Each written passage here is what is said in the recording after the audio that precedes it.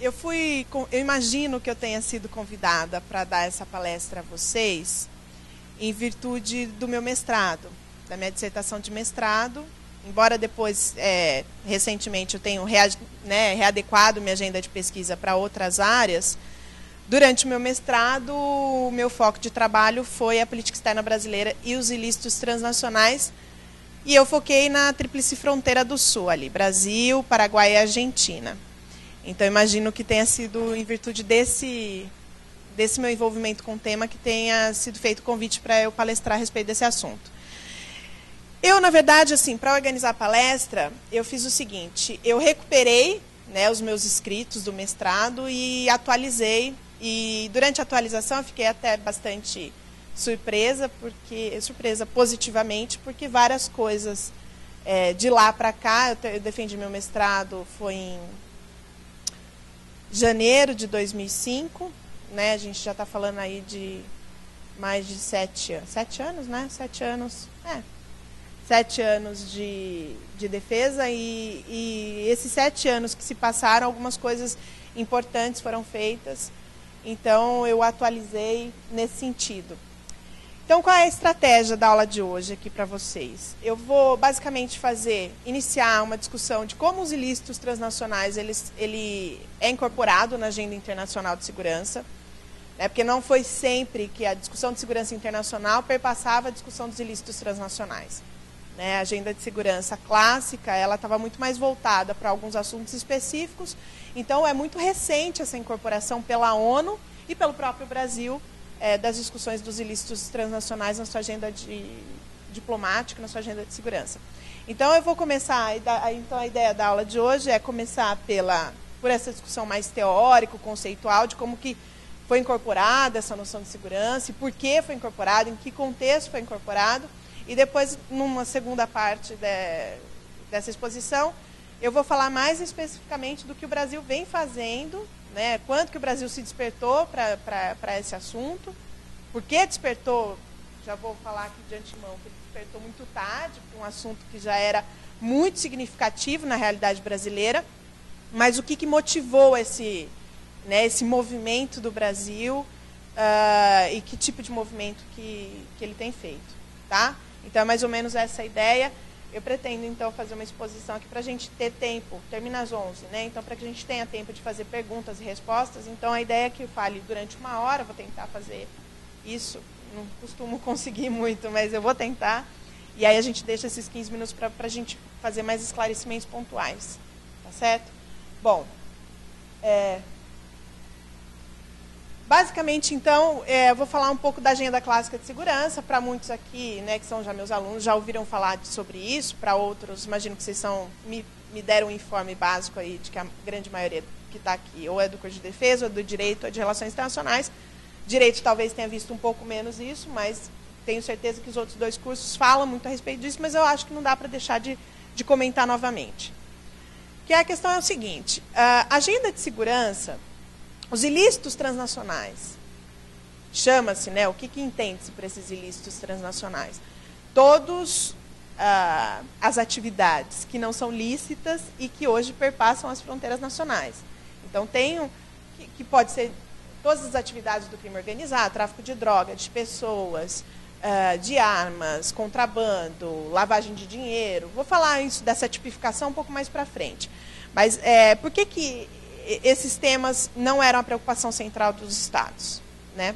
Então, basicamente, a gente pode dizer que até a década de 70, a agenda de segurança ela ficou muito concentrada numa discussão interestatal, né? Que significava o quê? Os Estados, para entender, para se tornarem seguros, para sentirem insegurança, até esse momento, significava o quê? Impedir uma ameaça externa.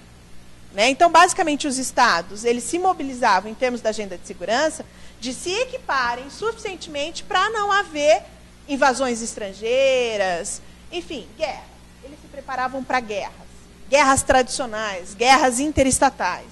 Então, é isso, a gente fala um pouco, a literatura toda, né, a grande maioria da literatura que trabalha o tema de segurança, fala que esse período a gente tinha uma hierarquização da agenda, hard e soft.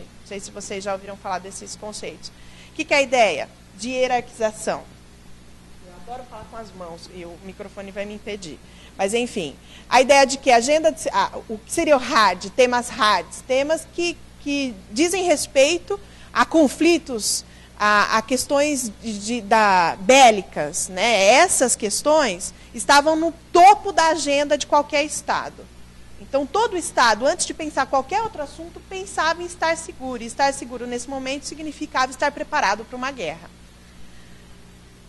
Embaixo de tudo isso, essa ideia de hierarquização da agenda, estava a tal da agenda soft, que eram esses outros temas que não temas que envolvia a questão bélica, que eram preocupação dos Estados, nunca deixaram de ser, mas eram menos importantes do que essa questão de segurança interestatal, que é essa questão ambiental, enfim, toda essa questão que se coloca hoje como um tema relevante, talvez prioritário, no âmbito das Nações Unidas, ou mesmo no âmbito brasileiro, elas eram deixadas por todos os Estados num patamar secundário. Depois a gente pode até se questionar, mas por que isso ocorria? Mas, em grande medida, é o seguinte, eu preciso, antes de mais nada, garantir minha sobrevivência. Então, qualquer Estado coloca, e se a gente perpassar isso, se a gente transpor isso para a nossa vida, né, para nós indivíduos, o que tem mais importante para você fazer, senão assegurar a sua sobrevivência? Sem ela, você não pode pensar os outros aspectos. Então, para os Estados, a mesma coisa. A ideia da sobrevivência, né, enquanto Estado, é o que pautava a agenda de segurança da grande maioria. A questão é que nós chegamos num patamar limite em termos de ameaça internacional, sob o ponto de vista bélico. O que eu estou querendo dizer com isso? Nós chegamos a uma capacidade de destruição em massa com as bombas atômicas, com o poder nuclear. Então, a gente tinha uma arma, né, vou chamar de arma, capaz de destruir a vida de qualquer Estado, ou de vários Estados. Ou seja, significava que a segurança, nesse sentido, não poderia mais estar gerenciada por questões de armas. No máximo que eu posso fazer é também ter uma bomba atômica para, no limite, se ele quiser me atacar, eu poder atacar ele.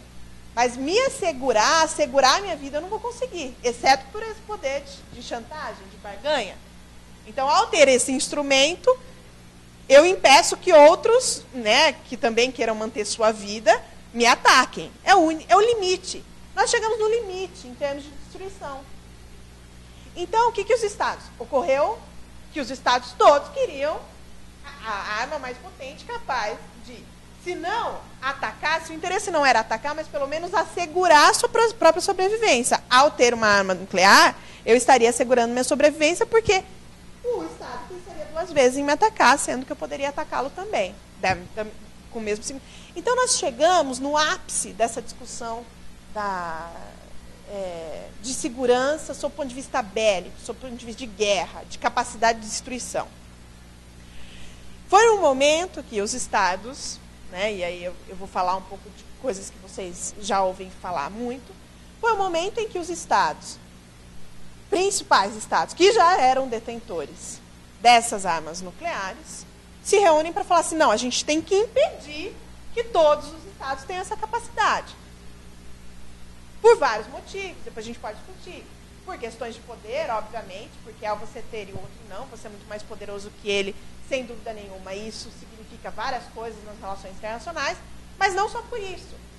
Se um tem arma nuclear, a possibilidade de acontecer uma destruição é menor do que se 10 tiverem, se 20, se 30. Então, também diz respeito não só à questão de poder, mas à questão da própria segurança internacional. E isso gerou essa movimentação no sentido da assinatura do Tratado de Não Proliferação Nuclear, que aconteceu no final da década. Essa movimentação começa já no início dos anos 60, né, e que vai se desdobrar na assinatura do Tratado de Não Proliferação Nuclear e na pressão. Você fala assim, professora, por que eu, Estado, que não tenho armas nucleares, vou assinar esse Tratado de Não Proliferação Nuclear que vai me impedir de ter uma arma para assegurar a minha vida? como alguns estados já tinham também a capacidade de barganhar, de pressionar para que os estados que não tinham e eram muito mais fracos nesse sentido, assinassem esse tratado de não proliferação nuclear. E foi isso que aconteceu. Uma corrida incessante das potências nucleares para cada qual na sua órbita de influência pressionar para essa assinatura. Mas por que eu estou falando de tratado de não proliferação nuclear se o meu tema são os ilícitos transnacionais?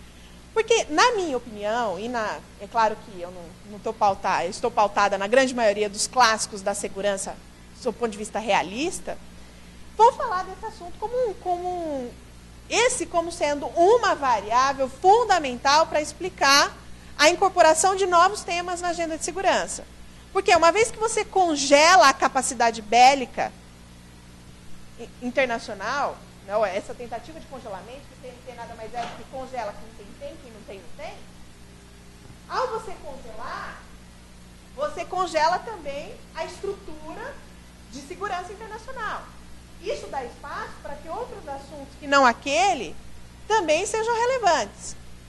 Associados a esse fator, ou seja, de congelamento daquela discussão, porque a gente chegou no ápice do poder bélico mundial, e ao congelar, você dá margem para outros temas surgirem, concomitante a esse processo, nós temos transformações no cenário internacional muito significativas que vão também movimentar alguns assuntos para serem incluídos nessa agenda internacional. Não que eles não eram importantes, não que eles não eram debatidos, mas, como eu disse, a hierarquização, ou seja, eles eram temas secundários, de preocupação secundária dos Estados. Quando eles passam para ser temas centrais, né, ou seja, quando os analistas falam que há uma equiparação das agendas hard e soft a partir da década de 70, né, ou especialmente depois dos anos 90, que é a ideia de que todos os temas são relevantes a partir dali. Não só temas de segurança clássica, do ponto de vista da indústria bélica. Então, o que movimentou nesse sentido? Então, algumas transformações, do ponto de vista estrutural do sistema internacional e conjuntural. Vou falar um pouco dos aspectos estruturais, já perdi os slides para variar.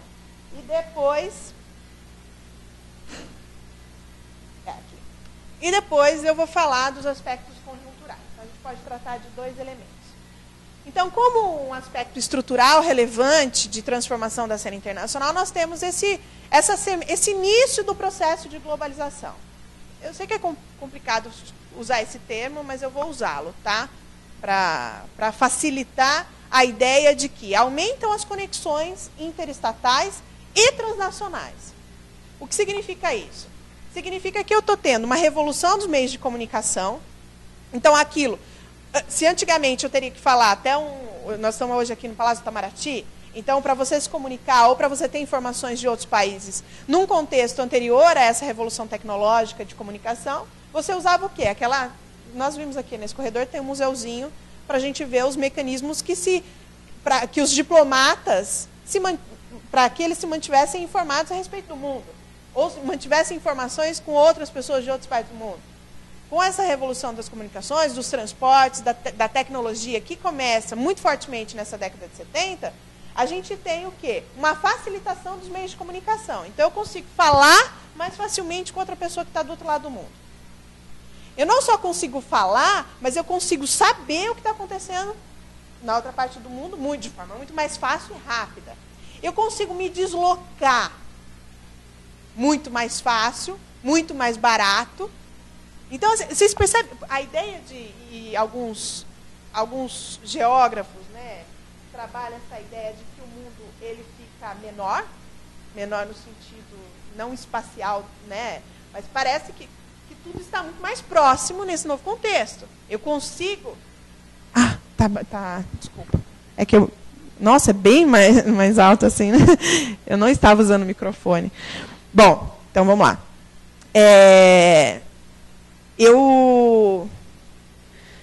Nesse contexto de interdependência que os teóricos das relações internacionais, que o Heine, Nye, o pessoal do institucionalismo, né, do liberalismo, eles vão chamar esse cenário de uma interdependência complexa, que nada mais é, no fim das contas, do que essa amarração, esse cenário cada vez mais estreito, mais amarrado, mais interdependente.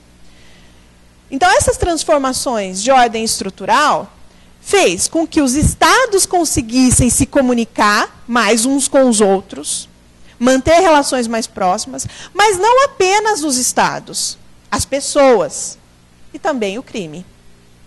Então, essa transposição, as fronteiras mais flexíveis, no sentido de que eu posso transpô-las, transpor essas fronteiras de uma maneira muito mais fácil, elas são porosas. Pensem que a gente pode transpor, ainda mais com os processos de integração regional em curso, né, você tem facilidades de trânsito no âmbito internacional. O que isso significa?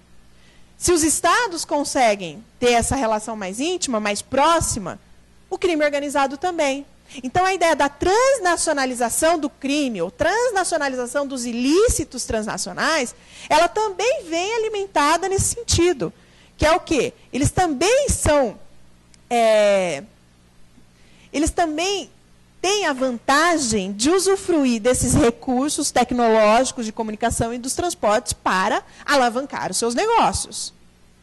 Tá? Então, esse é um fator importante. Você fala assim, professor, o crime organizado não estava na pauta, ou não era importante para os estados? Era importante, mas menos importante do que depois, quando ele assume essa dimensão transnacional. Fica muito mais difícil para um estado lidar com um crime transnacionalizado, porque ele não pode, sem a cooperação de outro estado, lidar com esse tipo de fenômeno, que a gente vai falar um pouco mais daqui a pouco. Então, veja, essa é uma transformação estrutural importante, que acaba levando os estados a novas preocupações. Né? Tudo esses novas entre aspas. Não significa que essas preocupações não são antigas, tão antigas quanto mais antigas que o próprio estado. Mas é essa nova dimensão que se ganha com esse processo de internacionalização, globalização, como queiram chamar. Então, aí voltando aqui para o slide, então tem essas questões estruturais de ordem, essa globalização que está se iniciando na década de 70, que se potencializa demais nos anos 90. Né?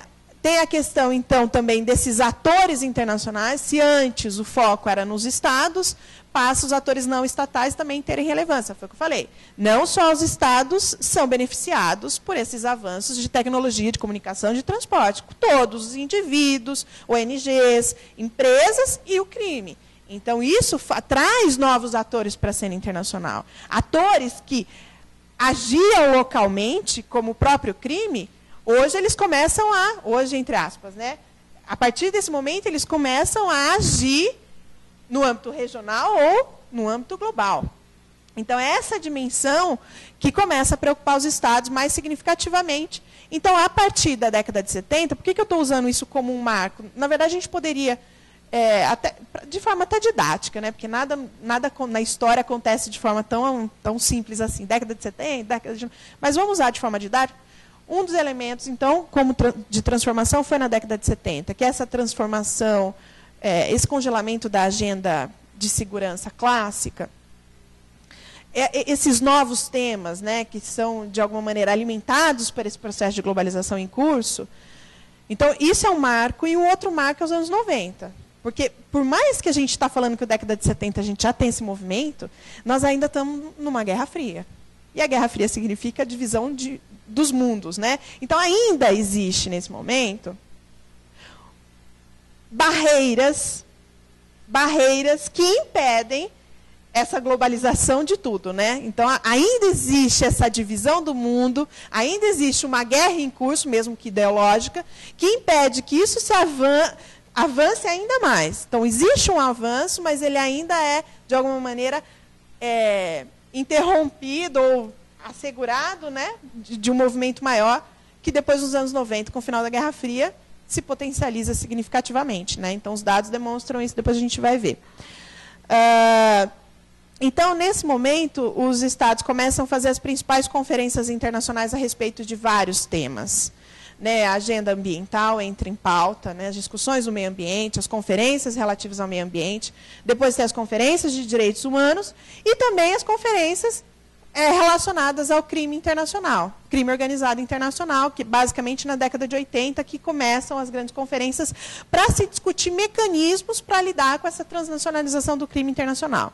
Então, veja, os estados que antigamente não tinham essa preocupação, no sentido de se unir para debater, para criar instrumentos, normativas globais para lidar com determinados assuntos, agora, a partir da década de 70 e 80, passam a se movimentar nesse sentido. Pelo menos no âmbito do debate. Né? Eles começam, as coisas não funcionam. Vocês podem ver, a própria agenda ambiental, só para ela começar a ter algum significado, foi depois dos anos 90, em 92, na ECO 92. Os direitos humanos, a mesma coisa, né? com Viena. Então, assim, antes você tem toda uma discussão, tem todo um debate que não é simples, porque envolve inúmeros estados. Inclusive, gente, não posso deixar de falar, no final, a respeito, isso tem muito a ver com o meu mestrado, de alguns estados, inclusive, terem envolvimento com o crime organizado. Né, no sentido de que o crime organizado, inclusive, está alimentado da própria máquina estatal. Que o caso do Paraguai é um exemplo disso em algum momento da história. No sentido de a máquina do Estado, em alguns momentos, fazendo vistas grossas ao crime, porque há uma certa cumplicidade em alguns aspectos. Então, tem esses fatores que impedem, em grande medida, um avanço nas negociações. Então, assim, basicamente o que eu queria dizer nessa primeira parte é que esses temas, então, passam a ser importantes para os estados, especialmente a partir da década de 70 e 80, né, e nos anos 90 ganham uma força mais significativa, porque antes disso os estados estavam preocupados principalmente com outras questões.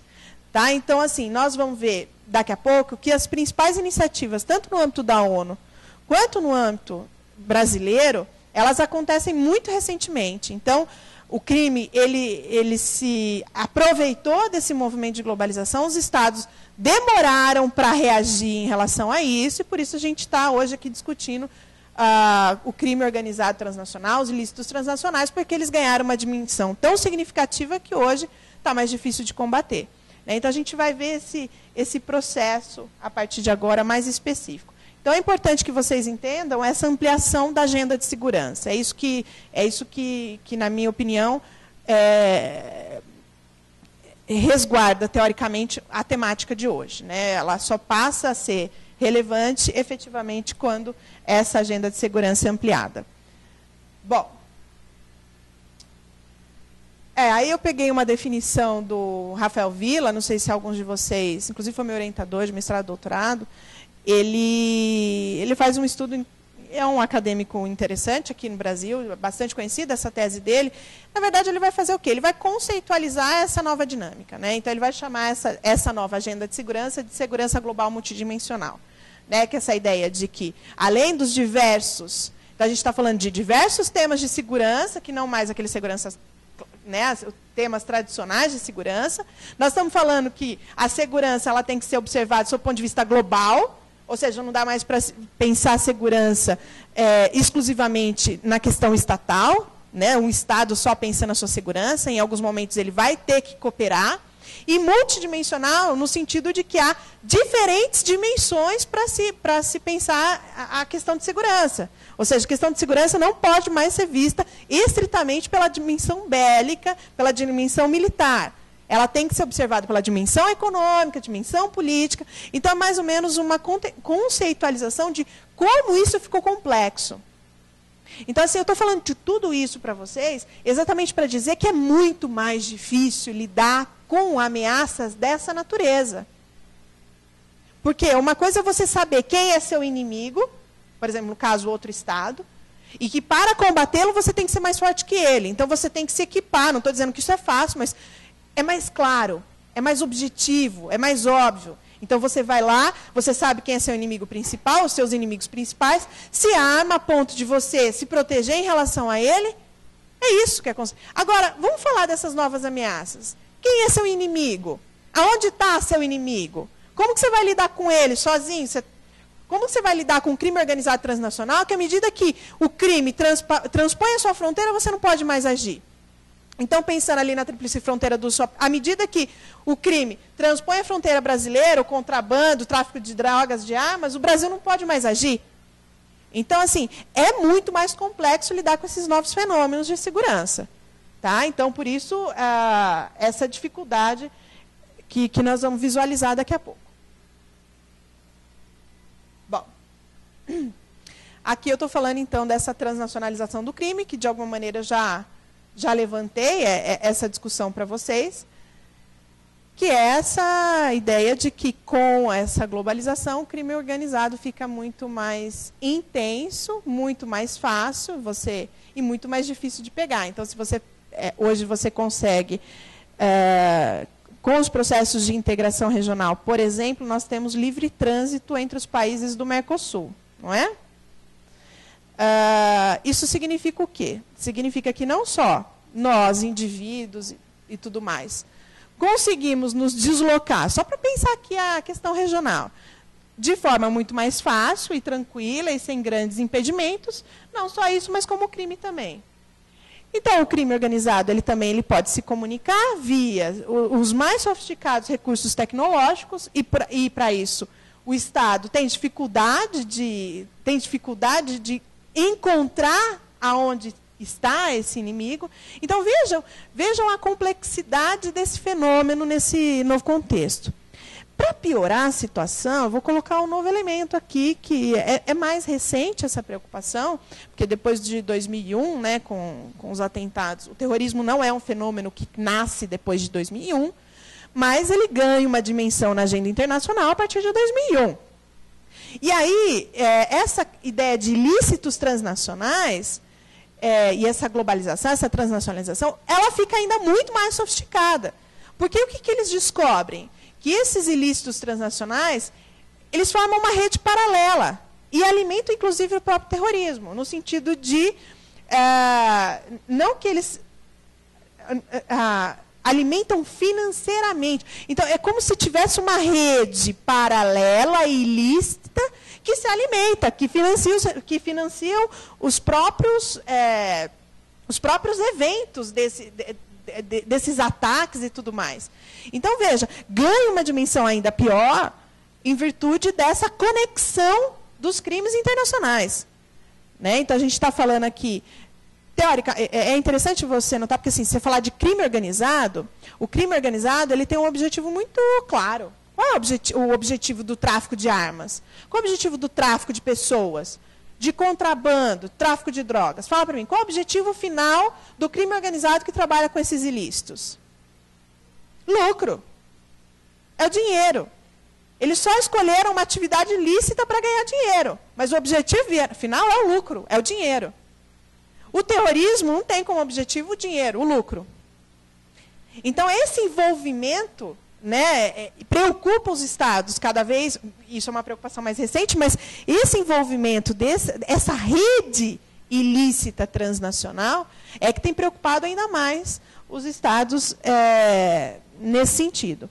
Então, bom, a gente pode dizer que com o final da Guerra Fria, como eu falei para vocês, isso vai piorar significativamente, porque além de não haver mais aquela divisão do mundo em dois, ou seja, essa barreira que impedia determinados fluxos, agora não tem mais. E tem outra, o liberalismo que reina após o final da Guerra Fria, com a vitória dos Estados Unidos sobre o socialismo, dos Estados Unidos sobre a União Soviética, o que ele vai fazer? Ele vai disseminar valores liberais pelo mundo. O que significa o quê? O liberalismo passa a ser o ponto central da grande maioria dos estados. Então, existe processos de integração regional que se aceleram nesse movimento.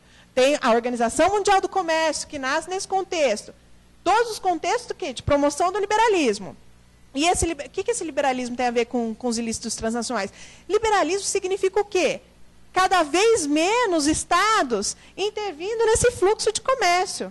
E falar em não intervir em fluxo de comércio significa também não ter instrumentos para impedir comércios ilícitos. Então, isso facilita ainda mais, porque com essa flexibilidade, com essa porosidade das fronteiras nacionais, em termos de fluxos comerciais, fluxos de investimento, a ideia da lavagem de dinheiro também. Então, todos esses elementos eles ficam muito mais difíceis, a partir dos anos 90, né, ganha uma dimensão ainda maior com essa liberalização global. Então, não sei se vocês estão percebendo, mas isso se agrava muito significativamente.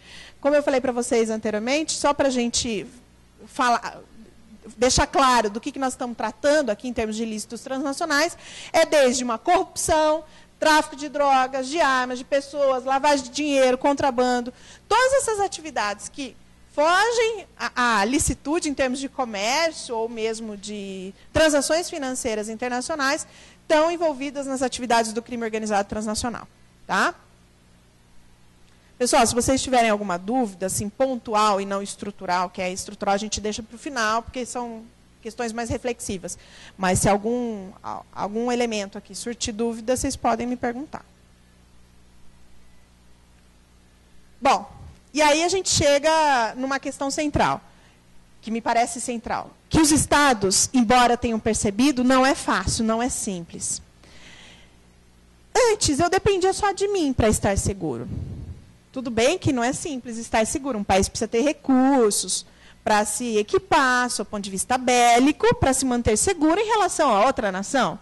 Quando a gente está pensando na ideia de segurança clássica, que a discussão militar ela é a preponderante. Eu dependo de mim. Eu quem? Estado. Dependo das minhas iniciativas, da minha vontade, dos meus recursos para me tornar seguro. Nesse novo contexto, não depende só de mim. Então, assim, o Brasil pode estar super interessado em lidar com contrabando de fronteira, tráfico de drogas, armas, enfim, todos esses crimes que são muito frequentes, tanto na região, especialmente na região norte e na região da tríplice fronteira, do norte e do sul, que é muito frequente esse tipo de evento, mais frequente. E aí o Estado ele pode estar muito interessado em se tornar seguro, mas ele, simplesmente tendo ações individuais, ele não vai alcançar nenhum resultado para lidar com isso. Então, assim, os mecanismos de segurança nesse novo contexto são outros. E qual é o principal mecanismo de segurança? A cooperação. Ou seja, não dá para lidar com crime organizado transnacional, com os ilícitos transnacionais, sem que haja cooperação entre os Estados. Aparentemente é simples falar disso. Mas aí que eu volto, então, àquela discussão de que o problema é como garantir que todos os estados tenham interesse em cooperar nesse sentido. Ou, eu posso até ter interesse em cooperar, mas quanto de fato eu vou fazer para que as ações, as iniciativas de segurança, elas ocorram? Porque isso exige investimento. Isso exige, então, equipar a sua polícia, ou seja, recursos da própria Receita Federal. Envolve várias agências, que não apenas agências de segurança. Mesmo agências Forças Armadas, mais polícia, mais Receita Federal. No caso de lavagem de dinheiro, a gente está envolvendo setores financeiros, né, que lidam com essa questão da segurança financeira, segurança da informação. Então, são várias agências envolvidas. Num país, imagine em vários países, essas várias agências tendo que cooperar e tendo que ter iniciativas no sentido de combater esses crimes. Então, assim, é essa a grande dificuldade hoje. Nós vamos ver ali uma série de instrumentos que conseguiram ser negociados, mas que, no fundo, não representam nada no sentido de ações efetivas. São instrumentos normativos que sugerem ações dos Estados, mas depende deles, de iniciativas, de recursos, de investimento, para que ações dessa natureza efetivamente ocorram. Um outro ponto que depois, se a gente puder, que não é pauta da palestra, mas que me parece ser fundamental, é o poder diferente que os Estados possuem. Poder nesse sentido não bélico, mas poder econômico, né? O poder na sua dimensão mais variada. O que eu estou querendo dizer com isso? Então, assim, o Brasil, vou voltar então à Tríplice Fronteira do Sul, Brasil, Argentina e Paraguai. Falar que o Brasil quer combater o crime organizado da Tríplice Fronteira é falar que tem recursos X disponíveis. Falar de Paraguai tem interesse nós estamos falando de países com capacidades de combate completamente diferentes. Nós estamos falando de alguns dos países mais pobres da região. E vamos mudar de tríplice, então, vamos mudar de rumo, vamos para a Bolívia. Não é um cenário diferente. Qual a capacidade, em comparação ao Brasil, que a Bolívia tem de lidar com esse tipo de criminalidade? Então, assim, um outro ponto difícil não é só, eu, Estado X, mais Estado Y, estamos interessados em combater o crime organizado nas nossas fronteiras. Mas qual a capacidade real que eu tenho de executar ações que lidem com essas problemáticas? Então, essa disparidade de poder também é um fator que dificulta essa ação transnacional. Tá? Então, assim, eu não sei se vocês perceberam, aparentemente, na minha opinião isso, mas aparentemente era muito difícil lidar com questões militares, de segurança, questões bélicas. Mas, na minha opinião, é muito mais difícil lidar com esse tipo de ameaça. É uma ameaça que não tem cara. Não é? Cara no sentido, você não sabe onde ela está, você não sabe quem é, você não sabe como lidar, e você depende do outro para um combate efetivo. Então é muito... E a rede que compõe isso, ela pode ter uma dimensão regional, pode ter uma dimensão global, continental. Então, assim, às vezes você consegue combater um foco dessa rede, que atua aqui no Brasil, mas todos os outros pontos dessa rede, desse crime, estão ainda espalhados, ou seja, ainda estão articulando-se. Ou seja, não demora muito para se instalar um novo líder, né, que vai articular essa rede. Então, por isso que o combate de forma cooperativa, efetiva, com os estados mais fortes em termos de capacidade, especialmente econômica, de investimento nessa área de segurança, é fundamental. Fala assim, professor, olha, o Paraguai, ou a Bolívia, comparativamente ao Brasil, tem menos capacidade, do seu ponto de vista, inclusive, de investimento na área de segurança para lidar com esse tipo de fenômeno. Mas o Brasil pode cooperar, antes mesmo de exigir uma ação efetiva desses países, investir nesses países, nessa área, auxiliar a criação desses instrumentos. Enfim, mas e aí? O Brasil, será que está interessado nisso? Eu estou dando esse exemplo de Brasil, mas pode falar de Europa, vamos falar dos Estados Unidos, vamos falar, enfim. Né, nem para citar as grandes máfias aqui, italianas, japonesas. Nem vou entrar nesse mérito das grandes máfias internacionais, tá? Bom. Aí a gente vai para a questão da inclusão efetiva desses ilícitos transnacionais na agenda da ONU. Foi o que eu falei para vocês. Os estados, eles demoraram a reagir. Né? O crime, ele sempre aconteceu, o contrabando, crime organizado. É difícil você evitar que os ilícitos ocorram, que as atividades que sejam ilícitas, ilegais, elas ocorram. Porém, elas não com uma dimensão local, ela é perigosa? Ela é muito menos perigosa do que ela assume depois. Então, os estados ficaram meio que observando o que estava ocorrendo. Deixaram ganhar uma dimensão desse significativa. Até que encontram índices, até que encontram amarrações com atividades terroristas, que aí sim passa a preocupar mais significativamente esses estados. Então, embora as conferências, os debates a respeito do crime organizado transnacional, no âmbito da ONU, tenham começado na década de 80, ações em termos normativos, porque não tem como a ONU também obrigar a investir, país X investir em tanto, tal. Mas as normativas multilaterais no âmbito da ONU só vão acontecer basicamente em 2000. Então, assim, a gente está falando desse fenômeno crescente, e os estados vão ter a primeira grande iniciativa normativa em termos de quando um encontro se transforma em uma convenção, em um tratado, em um documento assinado por países, se comprometendo a fazer coisas em relação a isso, foi em 2000. Então, a convenção principal que norteia essas ações de cooperação por parte dos estados em relação aos ilícitos transnacionais, ela se dá, então, no ano de 2000, com a Convenção das Nações Unidas contra o Crime Organizado Transnacional. Tá? É a principal convenção. Assim como a gente fala, a principal convenção da ONU é a Convenção das Nações Unidas sobre as mudanças climáticas, ou, né, a gente não tem, de todos os temas, não tem as principais convenções. No caso do crime organizado, essa é a principal convenção norteadora das ações por parte dos Estados.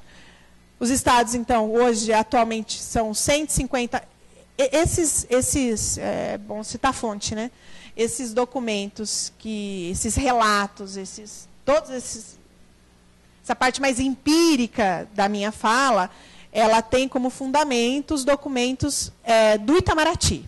Tá? Então, eu fui lá, quando eu fui atualizar a minha dissertação, eu fui em busca de informações no Itamaraty, e lá eu encontrei algumas coisas novas, algumas novidades em relação a isso. Então, tudo que tem aqui é um documento disponível pelo Itamaraty, que eles falam.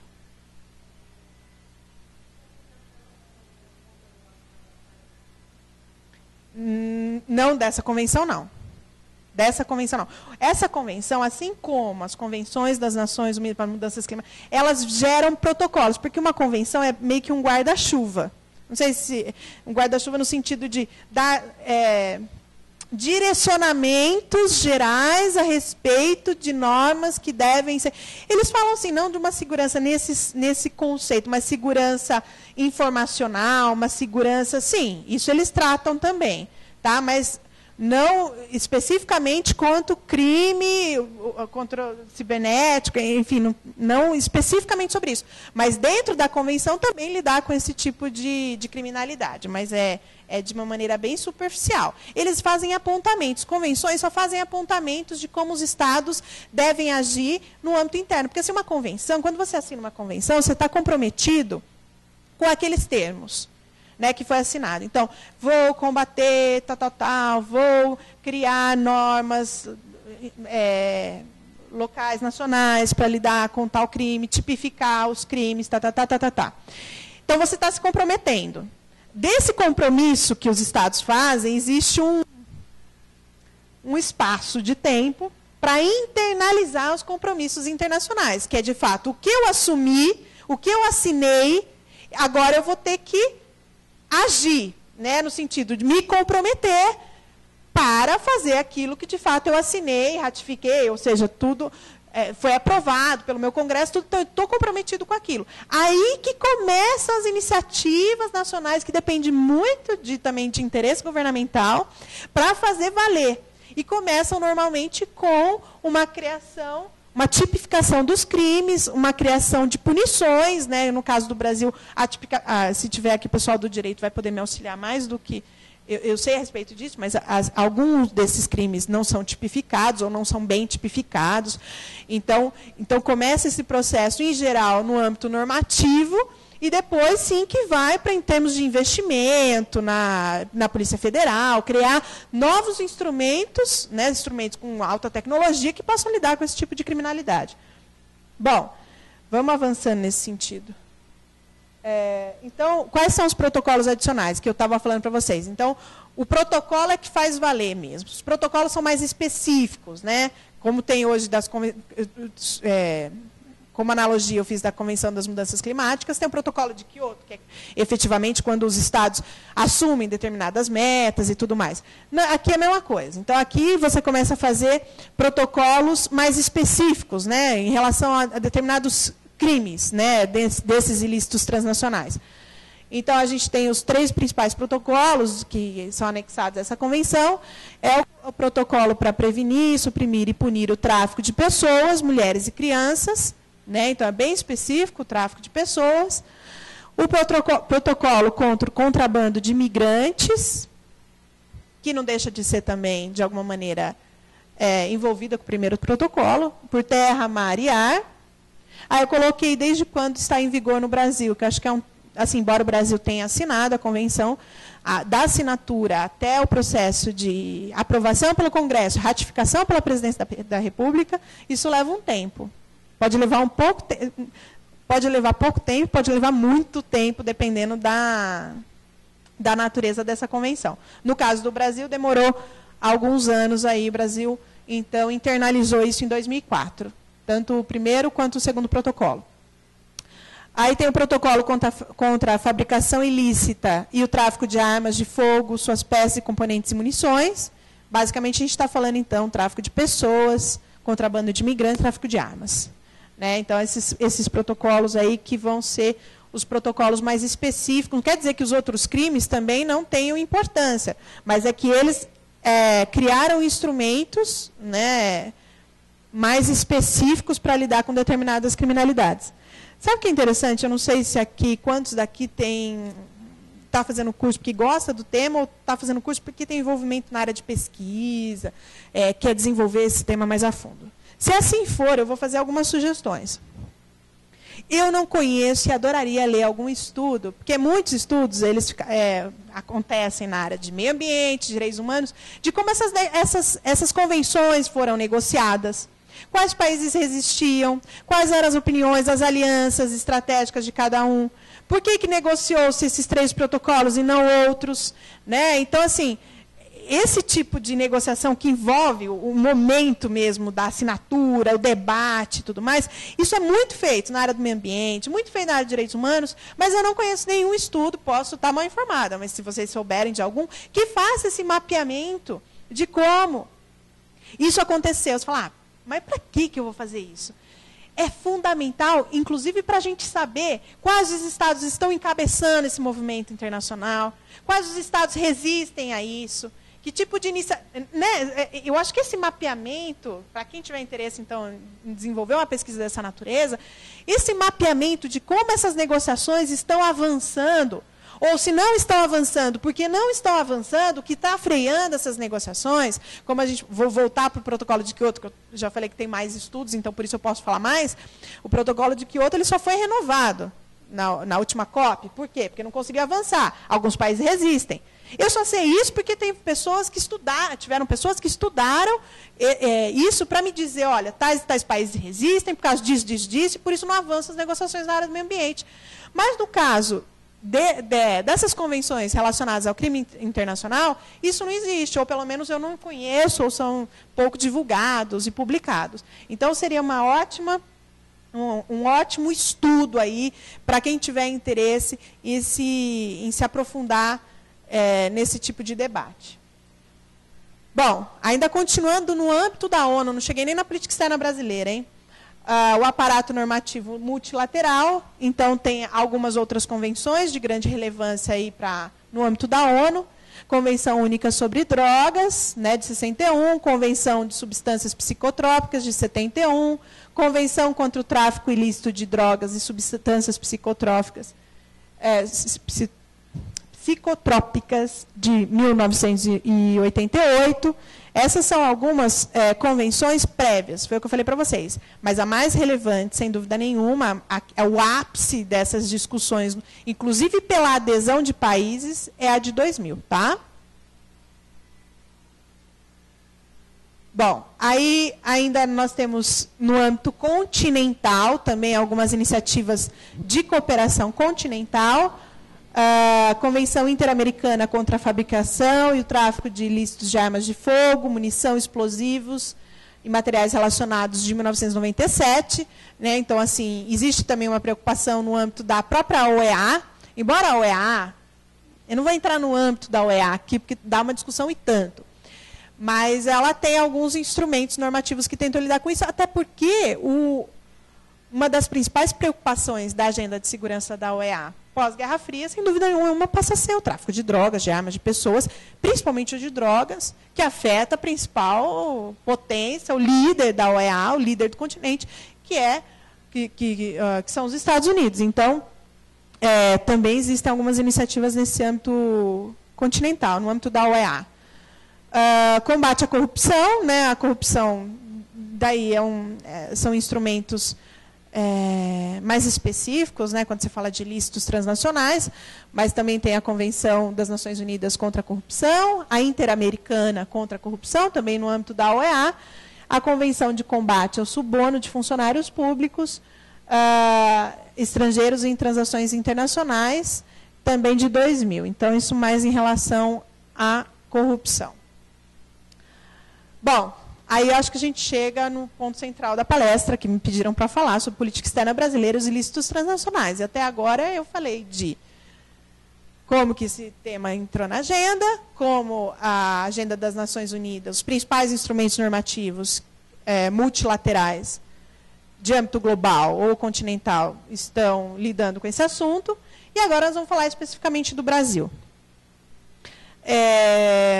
O Brasil, ele aderiu a grande parte desses instrumentos, a todos esses instrumentos mais relevantes no âmbito da temática do crime organizado transnacional. Mas, como eu falei já ao longo da palestra, o Brasil ele demora a reagir.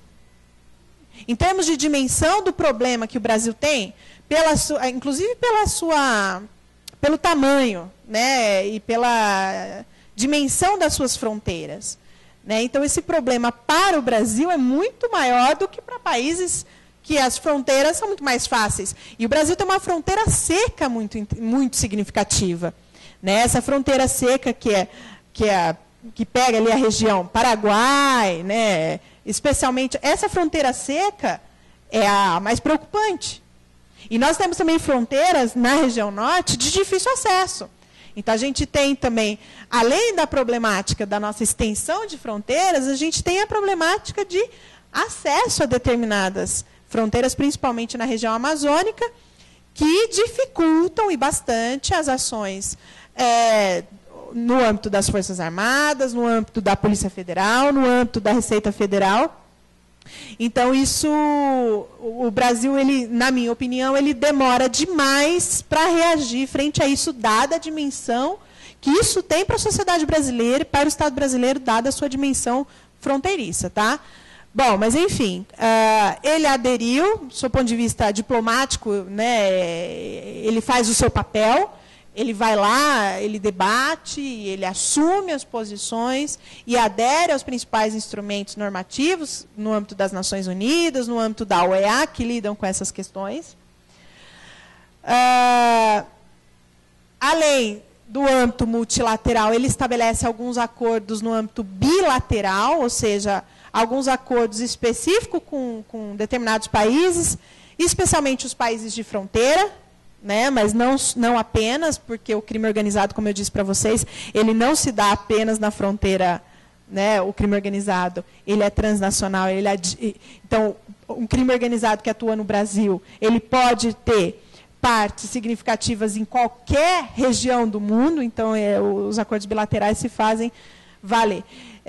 Esse documento que eu acessei é um relato, inclusive, que faz um panorama do governo Lula. Então, ele dimensiona aí que durante 2003 a 2010 foram 21 acordos de natureza bilateral na área de cooperação para combater o crime organizado transnacional. Então, nesse período aí que o Brasil começa a assumir determinadas posturas, também junto com a ONU, a partir dos anos 2000. E ganha um pouquinho mais de preocupação, e já vou falar um pouquinho para vocês sobre isso, depois do ato terrorista nos Estados Unidos. Né? Então, e também de algumas situações que levaram o país a ficar... por exemplo, os atos terroristas que aconteceram na Argentina. Né? Então, alguns eventos, e eu vou falar já por quê, levaram o Brasil a uma preocupação mais significativa em relação a esses ilícitos, porque, como eu disse para vocês, eles são considerados, eu sempre falo isso para os meus alunos, alguns países, especialmente os Estados Unidos, eles fazem um mapeamento de zonas consideradas zonas cegas no mundo, que seria o quê? Com baixa presença estatal, em que o crime organizado, ele, de alguma maneira, ele floresce. Então, são zonas, são regiões do mundo em que são, por conta da baixa capacidade de segurança do Estado, por N motivos, tem mais possibilidades do crime organizado se desenvolver. Então, eles fazem esses mapeamentos no mundo. E uma das zonas cegas, consideradas zonas cegas em que o crime organizado floresce, é a Tríplice Fronteira do Sul, e que gerou, inclusive, já nós vamos falar, alguns de vocês devem conhecer, os Estados Unidos se movimentou no sentido de acusar, ou não, acusar é uma palavra muito forte, de levantar a suspeita de que o crime organizado da região alimentava atividades terroristas que foram responsáveis pelo 11 de setembro, ou que tinham parte, né, dessa estrutura que alimenta o terrorismo internacional, e estava na tríplice fronteira daquela região. Já vou falar um pouco mais disso, isso daí geralmente é muito polêmico, mas então aí sim o governo brasileiro fica mais preocupado por uma série de motivos, não pela questão só do terrorismo, mas por uma possível presença dos Estados Unidos na região como medida de segurança. Bom, enfim, mas vamos avançar aqui rapidamente. Aí nós temos, então, isso já tinha também, inclusive eu fiz entrevista na época que eu estava fazendo meu mestrado, com o chefe do COCIT, né, que é um órgão específico no âmbito, o COCIT nada mais é uma coordenação geral de combate aos ilícitos transnacionais, é uma estrutura burocrática dentro do Itamaraty. Tá? É uma coordenação que existe no âmbito do Ministério das Relações Exteriores, que lida especificamente com a questão dos ilícitos transnacionais. Eu vou falar um relato aqui pessoal, que quando eu cheguei lá, eu esperava, sinceramente, pode ser que isso tenha melhorado, como eu disse para vocês, já faz um tempo que eu fiz essa pesquisa. É uma estrutura muito pequena, com pouquíssimas pessoas envolvidas. Então, assim, a gente fala, tem uma coordenação geral que combate os ilícitos transnacionais, a gente já pensa, tudo bem, pelo menos tem, isso é importante. Mas a dimensão que tinha, porque a gente percebe a importância de um tema pela dimensão burocrática que aquele tema envolve. Se você pegar a coordenação que lida com os assuntos da OMC, não que não seja importante, não estou dizendo isso. Mas, assim, você vê funcionário, se tem 2 funcionários num departamento e no outro 10, significa qual tema é mais relevante para o país? O de 10 ou o de 2? Né? Se um tema ele assume uma secretaria e não uma coordenação, qual é o mais importante? Uma coordenação ou uma secretaria? Né? Então, assim, isso dá um pouco da dimensão. Na época, eu fiquei um pouco entusiasmada com a situação, em virtude desse pouca quantidade de pessoas envolvidas com um tema que, na minha opinião, é super relevante para a segurança do país. Se o Brasil não tem problemas com guerra, ou teve isso no passado, mas a gente não tem nenhuma prospecção de uma possível guerra, quer dizer, deve ter pelos militares, mas realmente uma possibilidade de guerra interestatal no Brasil. Então, a gente tem guerras não tradicionais acontecendo diariamente com uma dimensão tão significativa no país, me parece que isso exige um esforço coordenado. Bom, essa questão também, como eu falei para vocês, não é só o Itamaraty que tem responsabilidade sobre isso, porque quando a gente está falando de crime organizado transnacional, a gente não está falando... Então, assim, tem envolvimento de várias arenas aí, inclusive de Receita Federal, agências que lidam com a questão financeira, lavagem de dinheiro.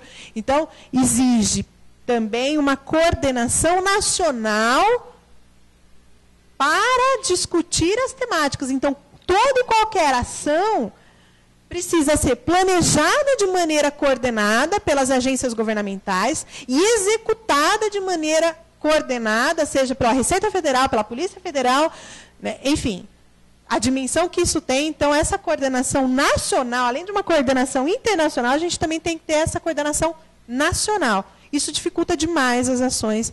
Então, a gente tem alguns órgãos aqui, eu listei alguns, que têm um envolvimento com alguns temas. Então, por exemplo, se você está falando de contrabando, você está falando necessariamente com a Receita Federal, inclusive, quando eu fiz a minha pesquisa, eu fui diretamente falar com o adido da Receita Federal, exatamente porque que atuava na Tríplice Fronteira, exatamente porque não tem como você falar de contrabando sem falar. Nós estamos falando de um tema específico da Receita Federal. Mas também não tem como não falar com a Polícia Federal. Mas também não tem como deixar de colocar as Forças Armadas no debate, porque nós estamos falando de região de fronteira. Então, enfim, são as agências, né? Eu vou listar as mais significativas aí. Basicamente, o Ministério das Relações Exteriores tem um papel fundamental, A ABIN tem um papel fundamental, a Receita Federal tem um papel fundamental. Não que as outras não tenham, mas assim que elas sempre estão muito presentes em ações dessa natureza. Tá? A Polícia Federal é o principal, né? Porque é uma questão de Polícia Federal isso. A questão, os órgãos do Ministério da Justiça, Secretaria Nacional de Justiça, eles têm envolvimento, mas umas questões mais normativas, né, na tipificação desses crimes, na punição, enfim, nos aspectos, na internalização dos compromissos internacionais, mas no âmbito, a Interpol, ela tem um acordo, a Coordenação Geral da Polícia Criminal Internacional e a Diretoria de Combate ao Crime Organizado, existem algumas ações de cooperação aí com outras estruturas. 10 minutos, está faltando? Tá bom, acabei já, pera. Enfim, então essas são as agências de coordenação. Para a gente encerrar aí, eu coloquei alguns desafios para a gente pensar, inclusive para dar tempo da gente fazer algumas perguntas. Que eu já venho levantando aqui durante a minha exposição. O que envolve especialmente os problemas,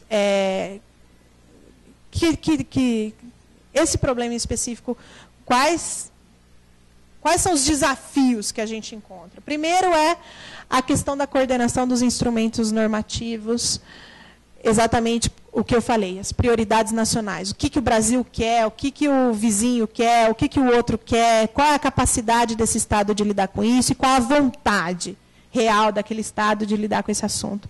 Porque quando você está investindo num assunto, você está deixando de investir em outro. Então, tem uma questão de prioridade. Né? Então, para determinados países, de repente, não é prioridade esse assunto e outros assuntos podem ser mais relevantes. Então, é essa questão de conseguir uma cooperação e que todos tenham iniciativas nesse sentido, essa, na minha opinião, um dos principais desafios para essa questão. Outro assunto que também levantei durante a palestra, as disparidades econômicas, ou seja, capacidade desses estados de lidar efetivamente. Né? Ou seja, uma coisa é você ir lá assinar uma convenção, um compromisso, outra coisa é você fazer daquilo valer. Né? Efetivamente, efetivar as ações que você se comprometeu. Aí exige um esforço diferenciado. A questão da contaminação do poder político pelo crime organizado. Então, alguns países, existem relatos e tudo mais, que eles têm contaminação do poder político, seja no âmbito federal, seja no âmbito estadual, seja no âmbito municipal. Isso dificulta demais as ações, porque, em alguns casos, você cria pessoas que estão enraizadas no poder político, criam empecilhos para que o assunto avance, né, nas pautas, seja no Congresso Nacional, seja no âmbito da Justiça. E investimentos em ações de inteligência, envolvendo a coordenação de diferentes forças em diferentes países. Foi o que eu falei. A gente tem que coordenar nacionalmente forças, planejamento, e coordenar toda essa coordenação tem que lidar com a coordenação de outros países. Então, se a gente pegar em termos de escala, a gente está falando uma escala nacional, né, absolutamente complexa, que depois fica mais complexa porque você lida com várias dessas escalas nacionais de outros países. Né? E aí coloca ainda a variável econômica, a variável de capacidade econômica, a vontade política, e aí a situação fica bastante complicada em termos... não quero ser muito pessimista, não, mas bastante realista ao tratar esse assunto com vocês. E eu espero que aí eu tenha levantado questionamentos relevantes. Talvez tenha trazido poucas soluções, mas, enfim, é o que temos. O Brasil tem feito muito pouco em relação a isso, mais do que no passado, que o Brasil foi permissivo. Se der tempo, eu falo até disso um pouco, quando avançou o crime organizado, que o Brasil foi permissivo a determinadas ações no passado. Ele age muito recentemente, ou seja, tem ações e iniciativas são muito recentes do Brasil. No passado, tinha muito pouco ou quase nada para se fazer em relação a isso. Tá bom? Bom, é isso, pessoal. Obrigada. Estou à disposição aí para dúvidas.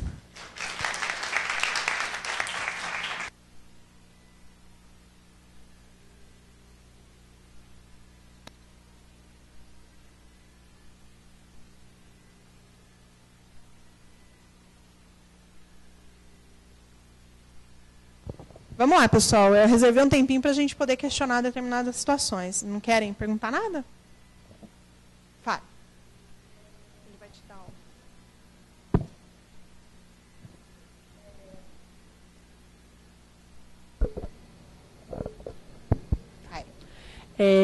Sobre essa relação do combate ao crime e a coordenação entre vários países, queria que você pudesse comentar um pouquinho, porque, por exemplo, em relação à questão de poder, de diferentes poderes entre os países, isso às vezes também influencia na própria ação dos países mais poderosos nos países mais fracos.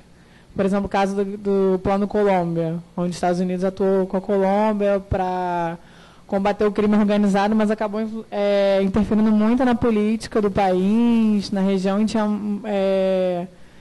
tinha muitas populações que acreditavam que isso era um abuso de poder na região e reclamavam dessa interferência. Então, no caso, por exemplo, da Tríplice Fronteira do Brasil, se o Brasil também, por alguns, a gente, na verdade, a gente não tem muito essa noção, mas acredito que os outros países menores da América do Sul veem o Brasil como um gigante. Então, isso talvez também não poderia ser considerado um problema de invasão de soberania dos outros países. O Brasil, de repente, poderia ter umas ações mais...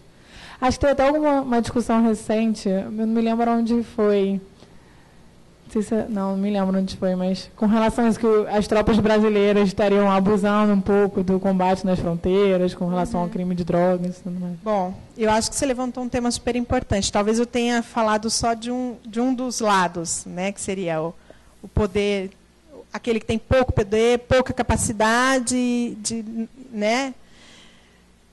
Esse é um dos principais temas que travam as negociações. O que faz dificultar ações de cooperação. Porque, de fato, se de um lado você tem o país forte falando aquele país é fraco, não tem capacidade nenhuma de agir efetivamente em relação a isso, então, como que eu posso garantir que ele vai fazer alguma coisa? O outro lado também é verdadeiro, que eu não tenho nenhuma capacidade, ele tem, só que ele vai cooperar comigo e vai me ajudar, vai investir, como é o caso do Plano Colômbia, só se tiver alguma coisa em troca. Não é pela simples ajuda de combate ao crime organizado internacional. Ou seja, aumento de influência, sem dúvida nenhuma. E aí você tem toda a razão. No caso do Plano Colômbia, a Colômbia assumiu isso. Eu preciso combater o crime organizado, eu vou me associar com a principal potência do globo, e para isso eu vou me amarrar a ela. Assumiu isso, não é criticável, mas assumiu isso para si. No caso do Paraguai, no caso da Bolívia, sim, uma das reações... E quando eu fiz essa pesquisa, um dos principais elementos que eu encontrei foi exatamente esse. A visão, principalmente do Paraguai, por conta da guerra do Paraguai, ainda existe na memória deles que o Brasil foi o grande vilão da guerra do Paraguai, de que disseminou o país, disseminou a população. Então, eles têm essa imagem do Brasil como aquele poder forte, como grande, como gigante, mas que quer exercer influência sobre o meu país. Então, nesse caso, a cooperação fica mais difícil. Então, você tem toda a razão nesse sentido, que é um dos elementos de dificuldade para a gente garantir. Mas você sabe que o Brasil, uma das coisas que eu também consegui observar nesse meu estudo, é que o Brasil, para ele tentar desfazer essa imagem negativa que ele tinha, que vinha da Guerra do Paraguai, não foi fácil, não. Ele demorou. Você pega o século XX, o Brasil todo ficou tentando se aproximar do Paraguai e reverter essa imagem que ele tinha deixado no século anterior. Então, o Brasil, em muitos momentos, especialmente durante a própria ditadura militar, que tinha uma cooperação muito estreita com Stronze, etc. e tal, entre os militares, eles foram permissivos a determinadas situações. Então, assim, esse crime não foi combatido exatamente também por conta dessa imagem. Então, assim, sem querer desviar do tema central, eu acho que esse ponto que você tocou é um dos principais, uma das principais dificuldades. Alguns países maiores e com dinheiro para lidar com esse assunto, querendo cooperar, porque esses problemas também chegam em países fortes e ricos. Só que a ação não depende só deles, depende de países que, por exemplo, talvez esse crime nasça. E esses países, em geral, são países fracos. Só que não necessariamente eles conseguem esse tipo de acordo. Então, é muito delicada essa situação. De fato, a gente pode ter uma reprodução do Plano Colômbia, né, em determinadas situações, ou seja, de disparidade significativa de poder, ou a gente tem nada sendo feito efetivamente, porque os países menores que têm, em geral, o crime mais aflorado, por conta até da estrutura frágil de combate, sem querer cooperar. Então, assim, é uma faca de dois gumes, né? Se você age por um lado, você está, de alguma maneira, afetando outros aspectos, e se você não age, você deixa as coisas acontecerem. Né? Então, eu acho que você tocou num ponto central. Mais alguma questão? Nenhuma questão? Pode falar. Não, podem perguntar. Não querem, não? É que eu... Não, então posso fazer uma emenda rapidinho? Não, é que eu falei muito pouco dessa questão, não deu tempo, dos Estados Unidos desconfiarem que haviam células terroristas na região da Tríplice Fronteira. Eu vou falar um pouquinho mais, tá? Rapidinho, já que vocês me perguntaram. Então, isso fez com que o Brasil, em cooperação com o Paraguai e a Argentina, se movimentasse um pouco mais em relação ao que vinham fazendo. Porque quando os Estados Unidos colocam em suspeita determinada região e coloca isso como um aspecto da segurança internacional, ao colocar o terrorismo, né, vocês sabem muito bem como o Bush colocou o terrorismo na agenda internacional. Vou combater, seja ele onde estiver, né, com todos os instrumentos disponíveis para combater o terrorismo. Foi nessa a ideia dessa prevenção, né, de combate através da prevenção. E, ao suspeitar dessa região da Tríplice Fronteira, criou-se um instrumento chamado 3+1, não sei se vocês conhecem, que é, na verdade, o quê? Os 3 países da Tríplice Fronteira, mais os Estados Unidos, fazendo estudos específicos, porque, primeiro, os 3 países da região falavam, olha, já que você suspeita, você prova que tem...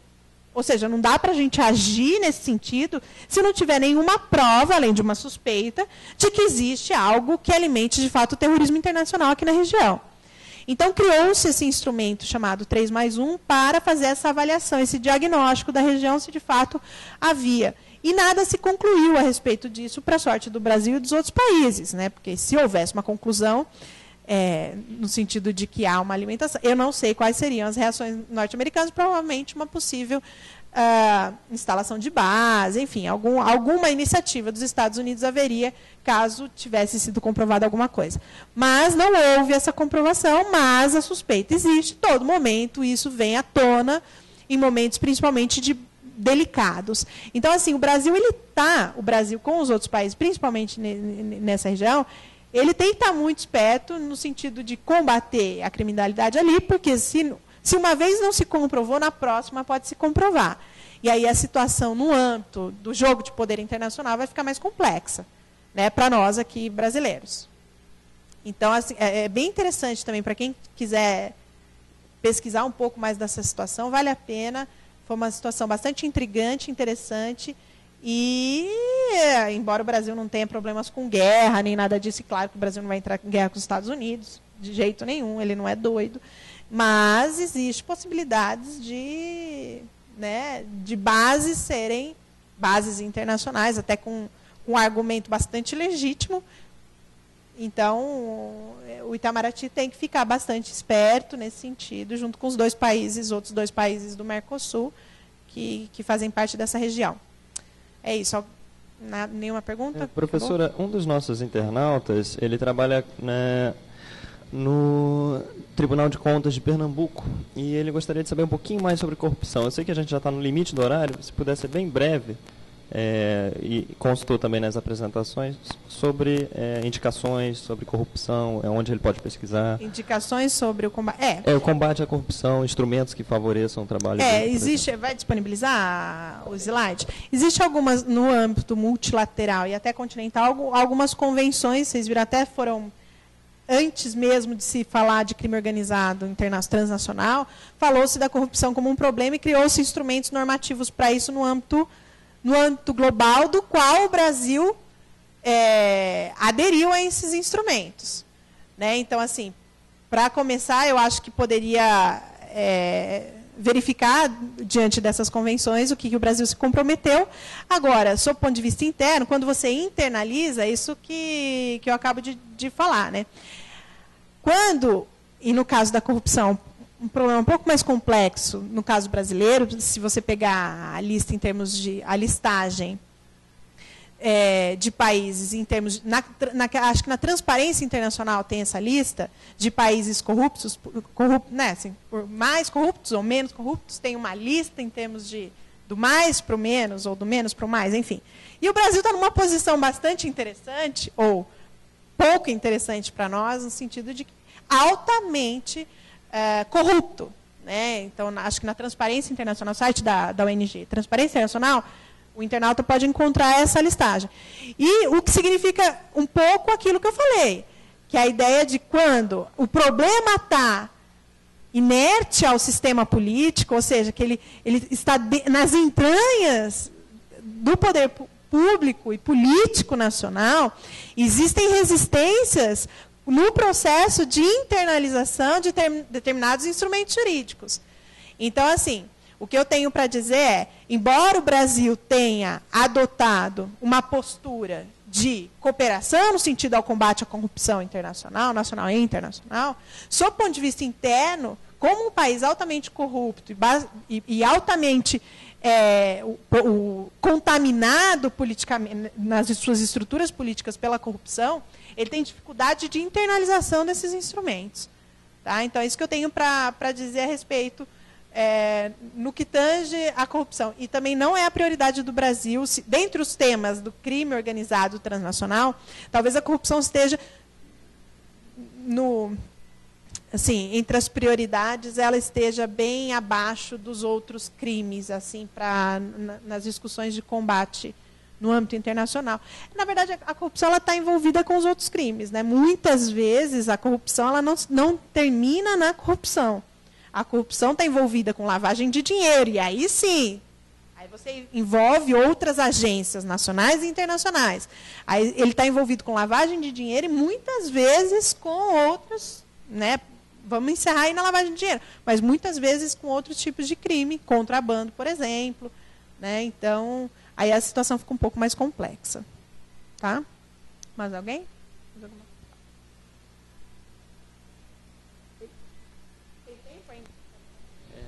Rapidinho? A última. Tá, a última. Eu vou falar, você vem. Bom dia. Eu queria saber o critério para se considerar lícita a fabricação de armas, já que se isso pode ser considerado lícito, o que seria ilícito na fabricação? Seria o fim destinado às armas ou seria a fabricação não autorizada pelo Estado? Não sei. A fabricação de armas, ela tem que ser... Eu vi no slide que tinha a respeito na convenção sobre a licitude da fabricação. A licitude são as indústrias que são reconhecidas pelo governo na produção de armas. Fora isso, são ilícitas. Então, e há inclusive as armas que saem de lá. Então, eu não sei se, para ser considerado lícito, a indústria bélica, assim como qualquer outra atividade, por exemplo, o que você significa o contrabando, o que significa você sair de uma situação de pirataria, por exemplo. Vamos supor. Seria uma pirataria, né? Não deixa de ser uma pirataria de armas, vamos supor assim. Sai do oficial, sai do reconhecido, sai do taxado, sai do que o governo tem acesso, tem disponível, tem controle a respeito, para uma cena que o governo, para um cenário que o governo não tem nenhum tipo de controle. Isso é considerado ilícito. Então, essa é a diferença. E como todos os outros, não diferentemente das armas. Não sei se eu te respondo, mas é basicamente isso. Eu queria saber se tinha um critério especial só, ou era exclusivamente esse do Estado. Não que eu saiba, exceto... são vários os critérios para tornar uma indústria bélica uma indústria reconhecida, né, em termos de segurança, inclusive. Eu não sei aí te responder quais os mecanismos de segurança exigidos pelo governo. Nem sei se isso é público, talvez seja. Mas com certeza não passa, ou seja, tudo que não passa pelo governo, tudo que é feito aquém da agência governamental é considerado ilícito na construção de todo e qualquer material bélico. Tá? Bom, gente, de novo vou agradecer vocês aqui. Foi um prazer estar com vocês discutindo esse assunto. Espero ter colaborado aí, ou pelo menos levantado temas para vocês se questionarem. Tá bom? Bom dia.